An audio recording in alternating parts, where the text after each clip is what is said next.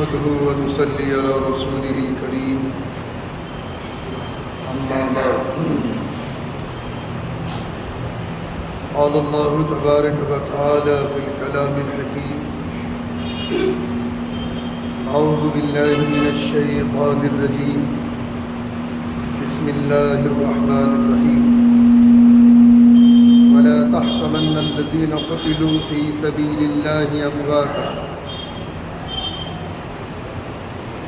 قال النبي صلى الله عليه وسلم سيدا شباب أهل الجنة الحسن والحسين رضي الله تعالى عنهما صدق الله العظيم اللهم طهر قلبي من النفاق وعملي من الرياء ولساني من الكذب وعيني من الخيانة فإنك تعلم خائنة الأعين وما تخفي الصدور.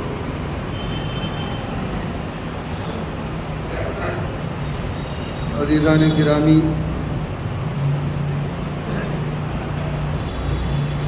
گزشتہ جمعے کو درس کا عنوان تھا امت کی ضبوحالی، امت کی پستی، امت کے زوال کا سبب کیا ہے۔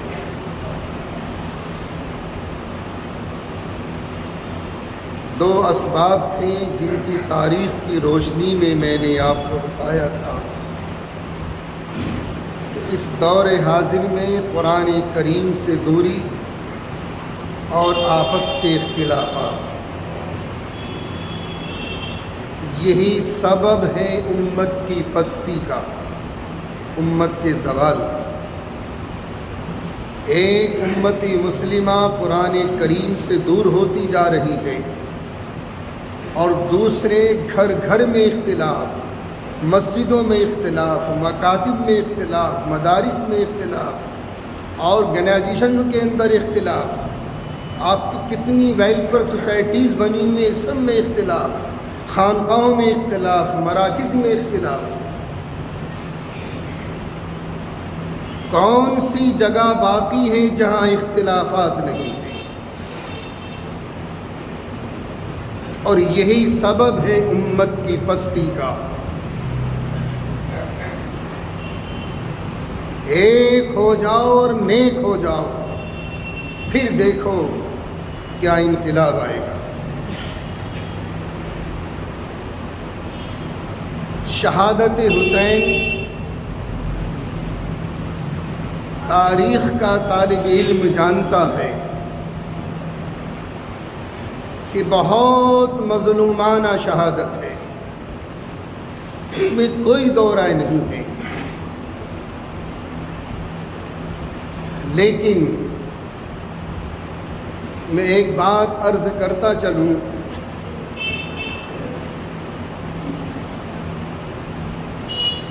یہ اولاد کس کی تھی؟ حکمرانوں کا کردار کیا تھا؟ بادشاہوں کی اخلاق کیا تھے؟ یہ نور نظر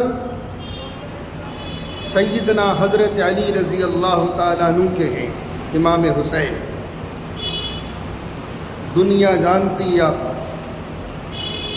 خلفائے اربعہ کے زمانے میں ایک دستور تھا کہ جو بھی وفد آتا تھا، جو بھی ڈیلیگیٹس آتے تھے، وہ سب سے پہلے اپنے میزبان کے نہیں جاتے تھے، بہت آرام سے اپنی سواریوں کو باندھا، مسجد نبوی میں تشریف لائے، 2 رکعت نماز پڑھی، اور مواجہہ شریف میں جانے کے بعد، روضہ رسول پر جانے کے بعد صلاۃ و سلام پیش کیا، پھر میزبان کا گھر تلاش کرتے تھے۔ یہ حق ہے، یہ ہمارا بھی حق ہے۔ اور جب بھی معتمرین حجاج کرام جانتے ہیں تو لامحالہ روزہ اقدس پر حاضری ہوتی ہے، صلاۃ و سلام پیش کرتے ہیں۔ تو اس زمانے میں دستور یہ تھا کہ جو بھی وفد آیا، جہاں سے بھی آیا،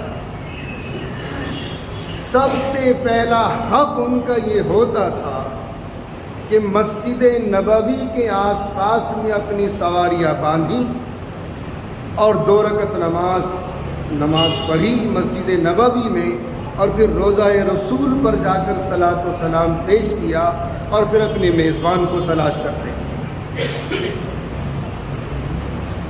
دور علی ہے، سیدنا حضرت علی رضی اللہ تعالیٰ عنہ کی دور، یہ ابتدائی دور خلافت کا مدینے میں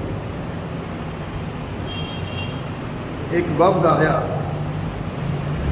اور انہوں نے وہی اپنے سلیقے کے مطابق اپنی سواریاں باندھی، 2 رکعت نماز پڑھی اور روضہ رسول پر جا کر صلاۃ و سلام پیش کیا، پھر اپنے میزبان کو تلاش کیا، ہمیں کہا کس سے ملنا۔ سیدنا حضرت علی رضی اللہ تعالیٰ عنہ کے در و دولت پر تشریف لے گئے، دستک دی، خلیفہ وقت ہے، بادشاہ وقت ہے، اسلام کا ایک انٹرنیشنل بادشاہ ہے، عالم اسلام کا خلیفہ رابع۔ دستک دی تو حضرت امام حسین یا امام حسن، ان دونوں بھائیوں میں سے کوئی باہر نکل کر گیٹ پر آئے، پوچھا کہ امیر المومنین کہاں ہیں؟ حسنین نے جواب دیا مسجد نبوی میں ہے۔ بھائی وہاں سے تو ہمارا ہے،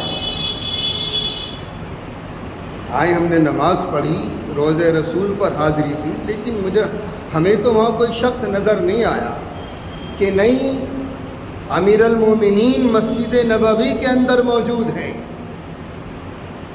پھر ان کو خیال آیا کہ ہاں ایک شخص دیکھا تھا ہم نے کہ وہ سوکھی روٹی کے ٹکڑے پانی میں بھگو کر کھا رہا تھا، فرمایا وہی امیر المومنین ہیں۔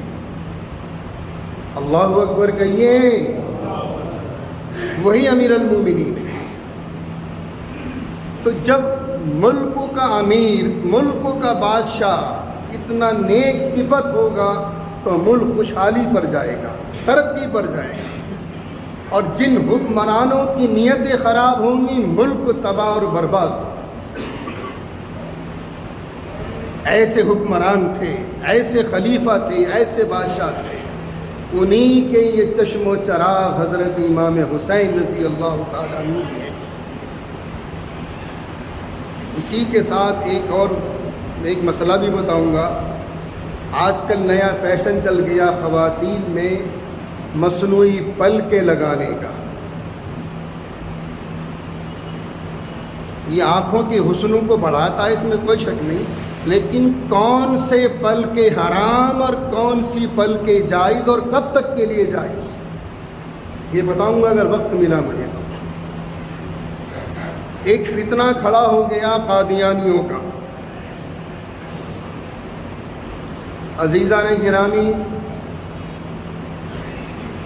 بنی اسرائیل کے نبیوں کے خاتم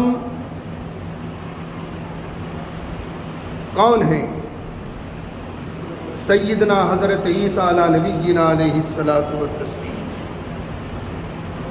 تمام بنی اسرائیلیوں کے رسولوں نبیوں کے خاتم کون؟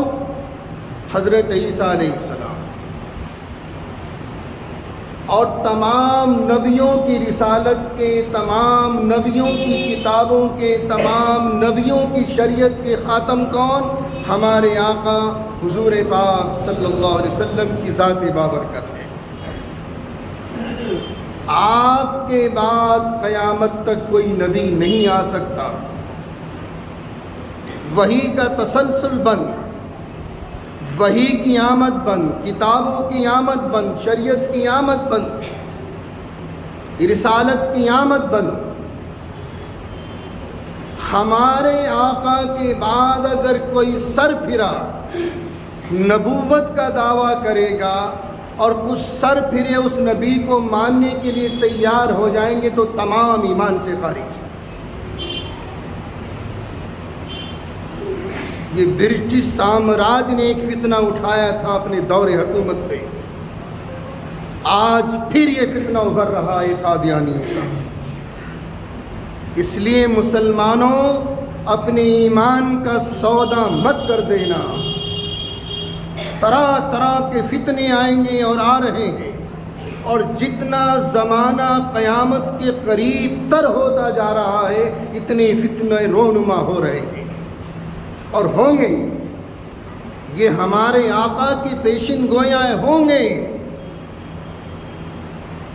اس لیے اپنی عقائد کو مضبوط رکھیں، اپنے ایمان کا سودا مت کر دینا، ورنہ دنیا بھی گئی آخرت بھی گئی، خسرت دنیا والآخرہ۔ یہ فتنہ بہت جلدی ابھر رہا ہے، اور میرے اور آپ کا روپ دھارن کر کے ہمیں اپنے فتنوں میں پھنسانا چاہتے ہیں۔ چوکس رہنے کی ضرورت ہے، چوکنا رہنے کی ضرورت ہے، دائیں بائیں دیکھنے کی ضرورت ہے، کون کس روپ میں ہمارے پاس آ رہا ہے۔ یہ ختم نبوت کی وہ آہنی دیوار ہے کہ جس زمانے میں بھی اس آہنی دیوار میں کسی نے نقب زنی کی کوشش کی، ہمارے اکابرین حق علماء حق میدان میں آئے اور اس نقب زن کو بھی اور نقب لگانے والوں کو بھی اور لقب لگانے والے کا ساتھ دینے والوں کو بھی کھٹے میں ڈال دیا۔ اس لیے مسلمانوں اپنی چاروں طرف دیکھنے کی ضرورت ہے، قدم سنبھل کے رکھنے کی ضرورت ہے۔ ایمان پر ڈاکہ ڈالنے والے ڈاکو بھارت میں بھی پیدا ہو گئے ہیں۔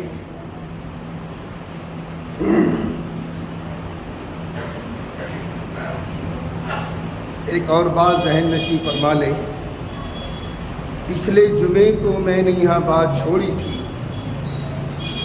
کہ شہادت حسین میں دو تاریک اور بھیانک کردار ہیں، ایک کوفیوں کا کردار، ایک ابن زیاد کا کردار۔